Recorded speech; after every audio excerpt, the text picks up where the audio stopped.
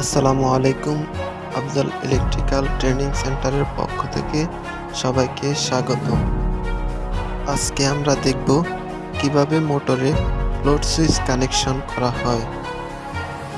এই ফ্লোট সুইচের কাজ হলো পানির ট্যাঙ্ক খালি হয়ে গেলে মোটর অটোমেটিক অন হয়ে যাওয়া এবং পানির ট্যাঙ্ক ভর্তি হয়ে গেলে মোটর অটোমেটিক অফ হয়ে যাওয়া।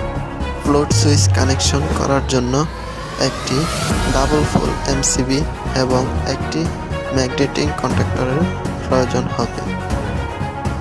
এমসিবি এবং ম্যাগনেটিং কন্ট্যাক্টর ছাড়া শুধুমাত্র ফ্লোট সুইচ কানেকশন করলে মোটরটি অল্প দিনে নষ্ট হয়ে যেতে পারে। তাই আমাদেরকে এমসিবি এবং ম্যাগনেটিং কন্ট্যাক্টর ফ্লোট সুইচের সাথে মোটরের সাথে কানেকশন করতে হবে। ফ্লোট সুইচটি ভালোভাবে দেখার জন্য ভিডিওটি সম্পূর্ণভাবে দেখতে থাকুন। সম্পূর্ণ ভিডিওটি ভালোভাবে না দেখলে কানেকশনটি বুঝতে পারবেন না, তাই সম্পূর্ণ ভিডিওটি ভালোভাবে দেখুন। ভিডিওটি ভালো লাগলে অবশ্যই লাইক করুন। আমাদের পরবর্তী ভিডিওতে রয়েছে ডল স্টার্টার কানেকশন।